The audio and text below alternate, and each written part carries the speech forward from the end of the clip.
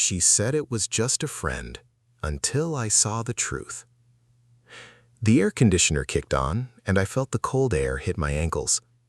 I was standing in the kitchen with a stack of mail in one hand and a cold cup of coffee in the other. It was one of those August afternoons where the heat shimmered off the driveway, and even the cicadas sounded tired. I remember thinking about nothing important: what I was going to make for dinner, whether I should water the tomatoes before the sun got any higher. That was the texture of my life then. Endless small decisions that added up to nothing at all. Our house was at the end of a cul-de-sac, a gray colonial with blue shutters that my wife Sarah had picked out herself. She said the blue reminded her of the ocean, even though we lived 1,000 miles from any coast.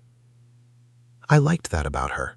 She could take something ordinary and make it mean something. We bought the house 9 years ago. 9 years. That number feels strange in my mouth now, like it belongs to someone else's life. We moved in a month before our daughter Lily was born.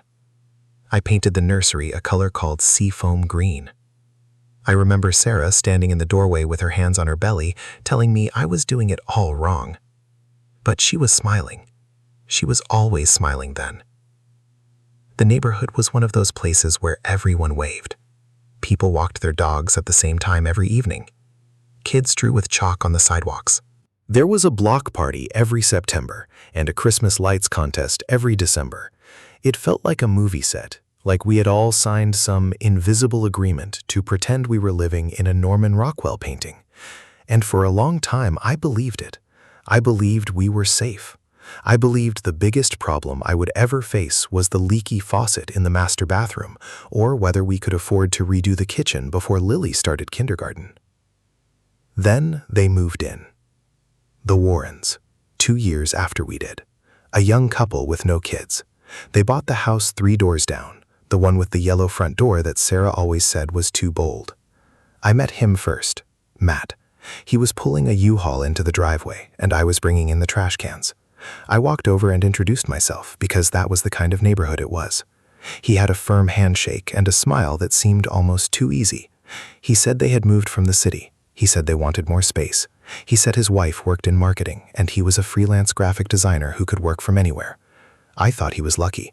I remember telling Sarah at dinner that the new guy seemed nice. She nodded and said she had seen his wife. She was pretty. I asked if that bothered her. She laughed and said it would be boring if all the neighbors were ugly. I didn't think anything of it. His wife's name was Chloe. I met her a few weeks later when she brought over a plate of cookies. Sarah and I were in the backyard, and Lily was running through the sprinkler. Chloe came through the side gate with a paper plate and a smile that lit up her whole face. She was the kind of woman who made eye contact that lasted a beat too long, not in a flirtatious way, just in a way that made you feel like she actually saw you. She said she wanted to introduce herself properly. She said she had never lived in a suburb before, and she wasn't sure about the rules. Sarah laughed and told her there were no rules. That was the first lie we told ourselves. Chloe and I became friends in the way people do when they live close and have nowhere else to go. We were both home during the day. I worked from home as a project manager for a software company. She was a freelance writer who worked from their sunroom. Our houses shared a back fence line. I would see her in the garden sometimes. She grew tomatoes and basil and lavender. She always wore a wide-brimmed hat and those thin cotton dresses that moved in the wind. I told myself I noticed because I was polite.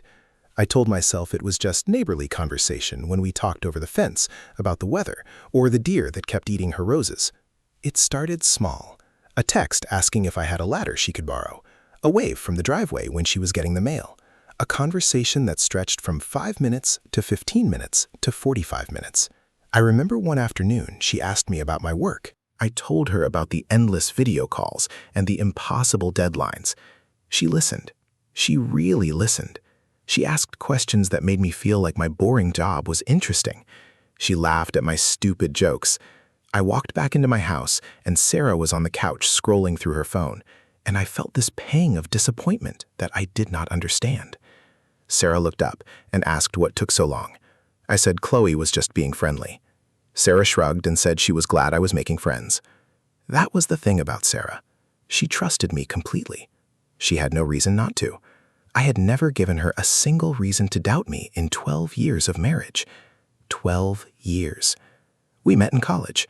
We were both English majors. We fell in love over bad coffee and late-night conversations about novels neither of us would ever read again. She was the one who proposed. We were walking along the river, and she stopped and took my hands and said she could not imagine a single day without me. I cried. I am not ashamed of that. She was the most beautiful woman I had ever seen, and I was the one lucky enough to stand next to her. We built a life together. We bought furniture from IKEA that we've argued over assembling. We had a daughter with her eyes and my stubbornness. We were happy. Or I thought we were. But somewhere in those years, something shifted. I can point to it now, but I could not see it then. Sarah started working more. She was a physical therapist, and her caseload grew. She came home tired. She came home with stories about patients and insurance claims and paperwork that never ended. I tried to be supportive. I took over more of the cooking. I handled Lily's bedtime routine. I did the laundry and the grocery shopping and the school pickup. I thought I was being a good husband. I thought I was carrying my share. But I was also lonely. I was lonely in a house full of people. Sarah and I stopped having dinner together. We stopped talking about our days. We stopped having sex. It did not happen all at once. It happened in degrees. A missed kiss here, a turned back there, a goodnight mumbled from opposite sides of the bed. I told myself it was normal. I told myself every marriage went through phases. I was wrong. Chloe filled that space. I did not plan it. I did not even realize it was happening. She was just there. She was always there. Her texts became more frequent. Good morning. How did you sleep? Did you see the sunset last night? I would reply with something short, something casual, but I was always waiting for her messages. I would check my phone when I should have been working. I would sit in my office and stare at the screen and hope her name would appear. I told myself she was just a friend. I told myself there was nothing wrong with having a friend who understood you. But deep down I knew. Deep down I knew the line was getting blurry. I just refused to look at it. The first time we were alone together was a Saturday in late spring. Sarah had taken Lily to her parents' house for the weekend. I stayed home because I had a deadline. I was in the backyard trying to fix the fence. A storm had blown through and knocked down a few panels. I was sweating and cursing and not doing a very good job. Then Chloe appeared at the gate. She had a glass of lemonade in her hand and that same effortless smile. She said she had seen me struggling from her bedroom window. She said she was a pretty good handyman if I needed help. I laughed and told her she was welcome to try. She climbed over the gate and took the hammer from my hand. Her fingers brushed mine. I felt it in my chest like a tiny electric shock. We worked on the fence together for 2 hours. We talked about everything. Our childhoods, our fears, the things we did not tell anyone else. She told me her parents divorced when she was young. She said she had never felt truly safe in a house. She said that was why she married Matt, because he was solid, he was predictable. He was not the kind of man who would ever break her heart. I asked if he did break her heart. She looked at me for a long moment and said he did not break her heart because he never really had it in the first place. I should have walked away then. I should have made an excuse and gone inside and never spoken to her again.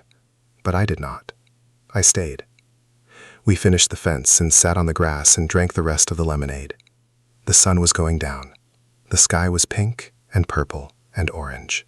She leaned back on her elbows and closed her eyes and said she wished every day could be like this. I looked at her, the way her hair fell across her face, the way her chest rose and fell with each breath. I felt something open inside me, something I had locked away for years. I wanted to touch her. I wanted to kiss her. I wanted to take her hand and never let go. I did not do any of those things. I stood up and brushed the grass off my jeans and said I should go inside. She said goodnight. I said goodnight. I walked into my empty house and sat in the dark kitchen and hated myself. The weeks after that were a blur. Chloe and I spent more time together. We went for walks. We ran errands together. We made a habit of coffee on her front porch every morning. I told Sarah about it. I did not tell her everything, but I told her enough. I said Chloe was a friend. I said she was easy to talk to. Sarah nodded and said she was glad I had someone. She said she felt bad that she was always so busy. I told her it was fine. I told her I understood. She kissed me on the cheek and went to work, and I watched her car disappear down the street and felt this hollow ache that I could not name. The kiss happened on a Thursday. I remember the exact moment, the exact second. Everything was ordinary. The mail had come early. I was walking back from the mailbox when Chloe called my name from her driveway. She was wearing a sundress, blue with white flowers. She said her car would not start, and Matt was out of town, and she was supposed to be at a client meeting in an hour. I said I could drive her. She smiled and said I was a lifesaver. I walked over to her car and popped the hood. I did not know what I was looking at. Engines were not my area. But I pretended. I poked at things and made noises like I knew what I was doing. She stood beside me, close, so close I could smell her perfume, something floral, something that made me dizzy. I closed the hood and turned to tell her I would call a tow truck, and she kissed me. She just did it. She leaned in and pressed her lips against mine, and the world stopped spinning.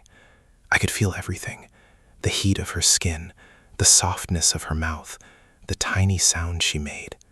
It lasted maybe 3 seconds, maybe 4, but it felt like hours. It felt like an eternity. Then she pulled back and looked at me with wide eyes and said she was sorry. She said she did not know why she did that. She said she had been thinking about it for weeks. She said she could not stop thinking about me. I stood there frozen. My brain was screaming at me to walk away, to say this was a mistake, to go home and pretend it never happened. But I did not. I kissed her again. I kissed her like she was air and I had been drowning. I do not remember driving her to her meeting. I do not remember coming home. I remember standing in the shower for 45 minutes. I remember scrubbing my skin until it was red. I remember looking at myself in the mirror and not recognizing the man staring back. I had done something unforgivable. I had crossed a line that could not be uncrossed. I had kissed another woman. I had kissed my neighbor. I had kissed my wife's friend. I had kissed someone who was supposed to be just a friend. And I had liked it. That was the worst part. I had liked every single second of it. I did not tell Sarah. I told myself I would. I told myself I needed to be honest. I told myself she deserved to know. But I was a coward. I was a weak, pathetic coward who could not stand the thought of seeing her face fall. So I kept the secret. I shoved it down into the deepest part of me. I woke up every morning and made breakfast for Lily and kissed Sarah goodbye and pretended I was still the man she had married. I went on walks with Chloe. I told myself they were just walks. I told myself the kiss was a one-time thing. I told myself I would never do it again. I lied. The affair did not happen overnight. It happened in increments. A hand on my arm that lingered too long. A goodbye hug that turned into something else. A night where we sat in her car in her driveway and talked for hours about nothing and everything. I gave myself rules. No kissing. No touching. No alone time indoors. I broke every single one of them within a month. I was living in a fog. A state of constant low-grade panic mixed with something that felt too much like happiness. Chloe made me feel seen. She made me feel wanted. She made me feel like I was not just a dad and a husband and a paycheck. She made me feel like I was still a man. It was selfish. It was destructive. It was the worst thing I have ever done. And I could not stop. Matt was gone a lot. He traveled for work. He was kind and oblivious, and he trusted his wife the way Sarah trusted me. I would see him on weekends and shake his hand and look him in the eye and feel nothing but shame. He would ask about the fence. He would thank me for helping Chloe with her car. He would invite us over for barbecues. Sarah and I would bring potato salad and wine and sit around their patio table and laugh at his jokes. Chloe would sit across from me, and we would not look at each other. We would not speak directly to each other. But I could feel her. I could always feel her. It was like a wire stretched between us, tight and humming and ready to snap. The summer before it all fell apart was a hot one, the kind of summer where the grass turned brown and the air conditioning ran nonstop. I remember standing in my kitchen and looking out the window at the Warrens' house. Chloe was on her back porch reading a book. She looked peaceful. She looked happy. I wished I could feel that. I wished I could go back to the person I was before she moved in. I wished I could undo everything. But I also knew I would not. I was addicted, not to her, to the version of myself she brought out, to the feeling of being desired, to the escape from the quiet loneliness of my own life. I hated myself for it, but I kept going. The discovery happened on a Tuesday. I remember because it was trash day. I had taken the bins to the curb and was walking back inside when I saw Sarah's car pull into the driveway. She was supposed to be at work. She was supposed to be at a client's house for another 2 hours. I felt my stomach drop. I did not know why. I had not done anything that day. Chloe and I had not spoken since Sunday. But I knew. Some part of me knew that the web I had built was about to collapse. Sarah came inside with a look on her face I had never seen before. It was not anger. It was not sadness. It was something colder. Something final. She held up her phone. She asked me to explain. I looked at the screen and my heart stopped. It was a photo of me and Chloe kissing in the driveway. The doorbell camera. It had caught everything. The angle. The light. The way my hand was on her lower back. The way her eyes were closed. It was so clear. So damning. So absolutely undeniable. I opened my mouth, but no words came out. I could not defend myself. I could not lie. There was no lie that could undo what that camera had seen. Sarah asked me how long. I said I did not know. She asked me if I loved her. I said I did not know. She asked me if it was the first time. I said no. The word hung in the air between us like a grenade. She nodded slowly and walked past me into the kitchen. She did not yell. She did not cry. She poured herself a glass of water and drank it and set the glass down on the counter with a soft click. Then she turned and looked at me and said she had been suspecting something for months. She said she had felt me pulling away. She said she had tried to ignore it. She said she had blamed herself. She said she thought maybe she was working too much. Maybe she was not giving me enough attention. She said she had been researching marriage counselors. She said she had been trying to save us. I wanted to die. I have never felt shame like that. It was a physical weight. It crushed my chest. It made it hard to breathe. I told her I was sorry. I told her it meant nothing. I told her I did not know why I did it.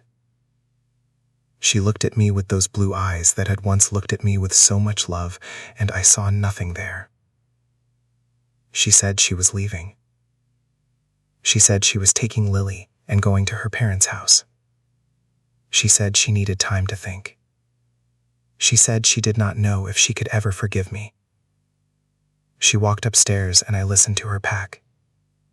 I listened to the sound of drawers opening and closing. I listened to the sound of Lily asking what was happening. I heard Sarah whisper something to her.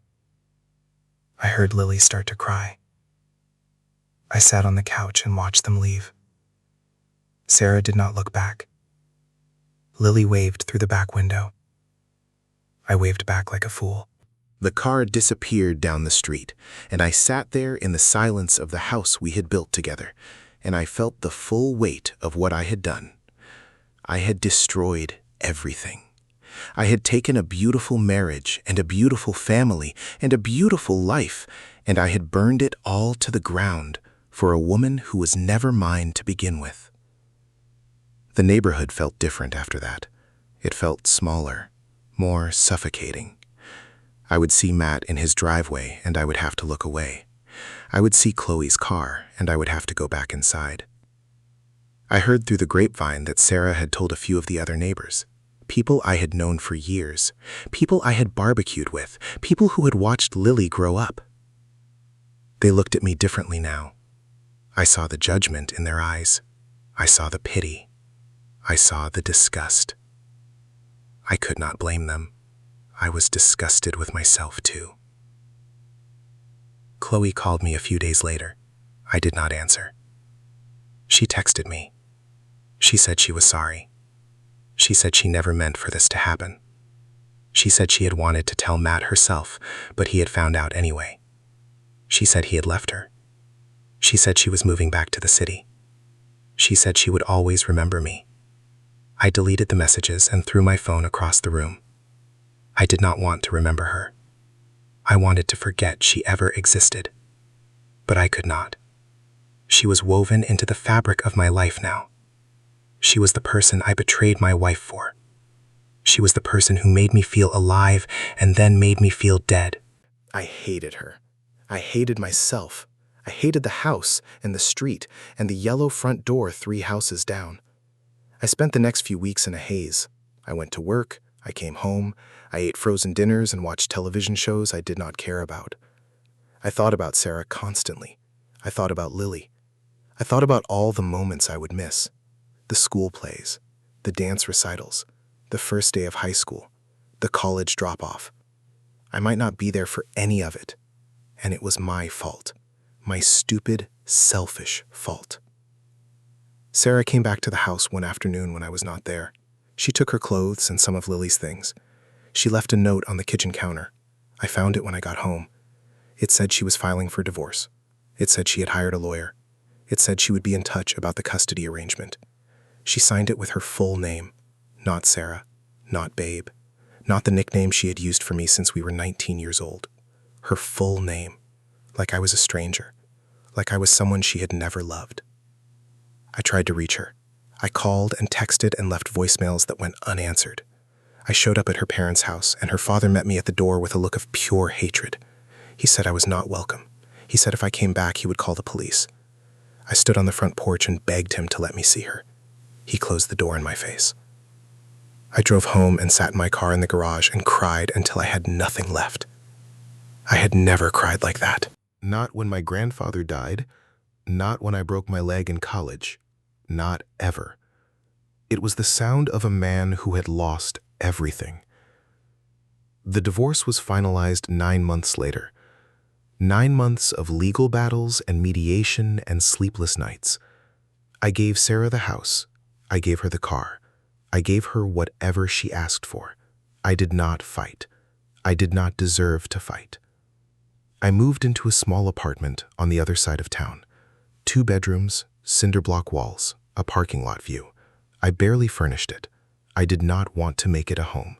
I was not sure I deserved a home anymore. I see Lily every other weekend. She is 8 now. She asks why I do not live with them anymore. She asks if I did something bad. I tell her I made a mistake. I tell her I am trying to be better. She looks at me with her mother's eyes, and I know she does not understand. I hope she never understands. I hope she never has to know what it feels like to destroy the people you love most.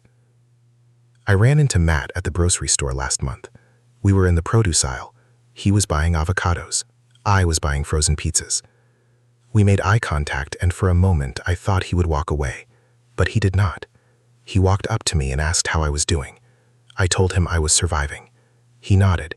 He said he was too. He said Chloe had moved to another state. He said she had remarried. He said he was dating someone new. He said it was hard, but he was trying to move on. I apologized. I told him I was sorry for everything. He looked at me, and for a moment I saw something raw in his eyes. Hurt, anger, something else. Then he said he forgave me. He said he had to forgive me because holding on to the anger was killing him. I thanked him. I did not deserve his forgiveness. I do not think I will ever deserve it. I still think about Sarah every single day. I think about the way she used to laugh, the way she would roll her eyes at my dumb jokes, the way she would reach for my hand in the car. I think about all the little moments I took for granted. The mornings, the evenings, the ordinary, beautiful, mundane moments that made up our life. I think about the way she looked at me before she knew, the way she trusted me, the way she loved me. I think about the night we met. I think about the night we got married. I think about the night Lily was born. I think about all of it, and I feel a grief so deep it has no bottom. I have started going to therapy once a week. I sit in a room with a woman named Dr. Patel and I tell her everything. I tell her about the loneliness. I tell her about the affair. I tell her about the shame that follows me like a shadow. She asks me why I did it. I tell her I do not know. She says there is always a reason. She says I need to be honest with myself. I think about that a lot. The reason. I think it was fear. I was afraid of getting older. I was afraid of being invisible. I was afraid that my life had become a routine that did not include passion or excitement or the feeling of being truly seen. And Chloe saw me. She made me feel special. But it was a lie. It was all a lie. The excitement was never real. The passion was never real. It was just a distraction from the emptiness I refused to face. I am still lonely. I am still ashamed. I am still trying to figure out who I am without Sarah, without Lily, without the house and the lawn and the life I thought I had. Some days are better than others. Some days I can get out of bed and go to work and pretend I am fine. Some days I cannot.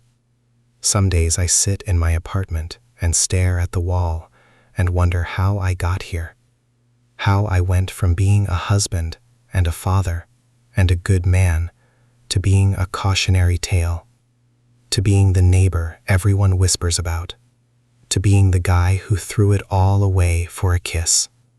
The neighborhood is quiet now. I do not go back there. I drive the long way to avoid it. I do not want to see the house. I do not want to see the new family that will eventually move in and paint the shutters a different color.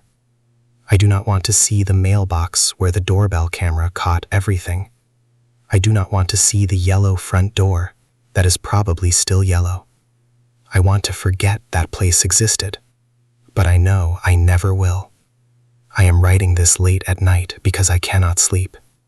I have been thinking about Sarah, about the moment she walked into the kitchen and held up her phone, about the look in her eyes when she saw the photo, about the way she said my name like it was a curse.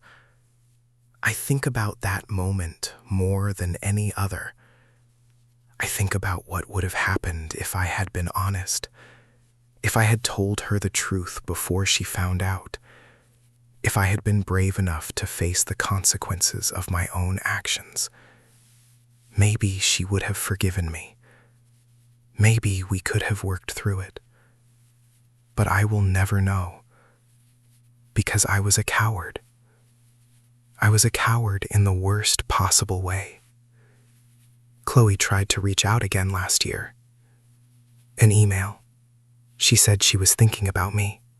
She said she hoped I was okay. She said she had been regretted everything. She said she had been in a bad place, and she used me to escape. I read the email 3 times. Then I deleted it. I did not reply. I will not reply. She is part of the past. She is part of the wreckage.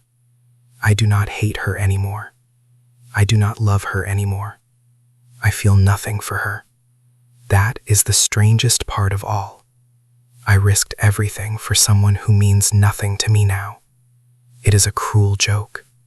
The universe has a sick sense of humor. I am trying to rebuild. I am trying to be a good father to Lily. I am trying to be a decent person. I am trying to forgive myself, even though I do not know if I can. There are days I think I have made progress, days I feel like I can breathe again. Then there are days I hear a song, or smell a perfume, or see a blue sundress in a store window, and it all comes crashing back. The grief, the guilt, The longing for a life that no longer exists. I have not dated anyone since the divorce. I tried once. A woman from work named Gemma. She asked me out for coffee and I said yes. I thought maybe it was time to move forward. But when we sat across from each other, I could not stop thinking about Sarah. I could not stop thinking about the way she used to stir her coffee the same way every morning. I could not stop thinking about the way she would laugh at my jokes, even when they were not funny. I made an excuse and laughed after 20 minutes. I walked back to my car and sat there and felt the familiar weight of regret settle on my shoulders. I know Sarah has moved on. I know she is seeing someone. I heard from a mutual friend that she is happy. I am glad. I am genuinely glad. She deserves to be happy. She deserves someone who will not betray her. She deserves someone who will show up every day and choose her. She deserves a life that is not tainted by my mistakes. I hope she finds it. I hope she marries someone wonderful. I hope he treats her the way she deserves to be treated. I hope Lily loves him. I hope he is a better father than I was. I do not know if I will ever get remarried. I do not know if I will ever find someone who can look at me without seeing the wreckage. I do not know if I am capable of being a good partner again. Some people are meant to be alone. Maybe I am one of them. Maybe this is my punishment. A quiet life in a small apartment with too much silence and too many memories. Tonight, I am sitting on my balcony. It is summer again. The air is thick and warm. I can hear the neighbors talking in their backyards. I can hear a dog barking. I can hear the sound of a lawnmower in the distance. It is just an ordinary evening, the kind of evening that used to feel so safe and so simple. Now it feels like a reminder of everything I lost. I think about the fence I fixed with Chloe, the one that separated our yards. It is probably still there. It is probably still standing. I wonder if the new owners know what happened behind it. I wonder if they can feel the history in the air. I do not know why I care. I do not live there anymore. I should not care about any of it. But I do. I will always care. I will always carry the weight of that summer.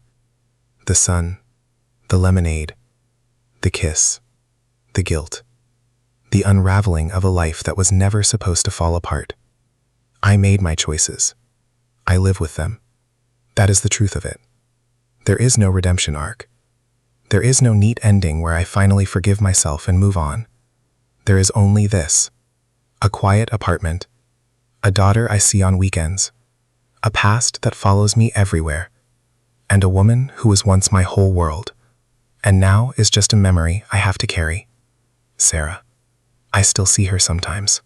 When I close my eyes, I see her in the kitchen making breakfast. I see her on the porch reading a book. I see her at the mailbox with the mail in her hand. I see her holding Lily and laughing. I see her wearing that blue sundress. I see her smiling at me like I was the best thing that ever happened to her. And I see the moment that smile disappeared. I do not know how to end this. I do not have a lesson to share. I do not have wisdom to offer. I am just a man who made a terrible mistake and has to live with it. Every day I wake up and I carry the weight. Every night I lie down and I feel it pressing on my chest. That is my life now. That is the price of a kiss that was never supposed to happen. The air conditioner just kicked on.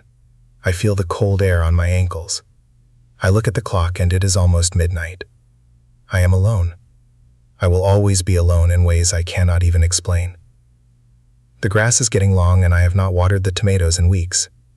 But I do not have tomatoes anymore. I do not have a yard. I do not have a life I recognize. I just have this story, this confession, this truth that I will carry until the day I die. She said it was just a friend. She said it was harmless. She said it would never mean anything. But it meant everything.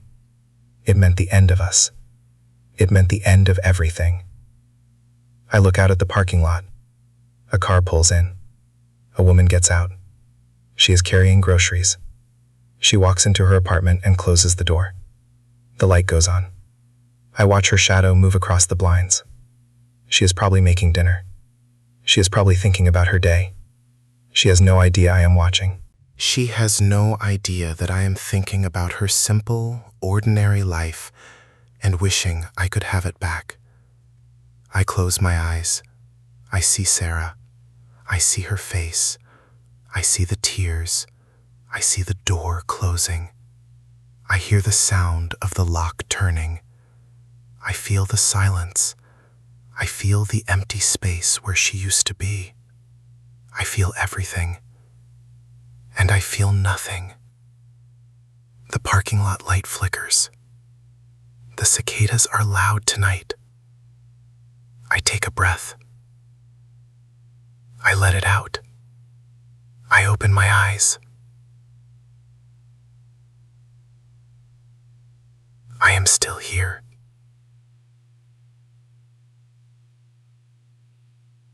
I am still breathing. That is all I can do.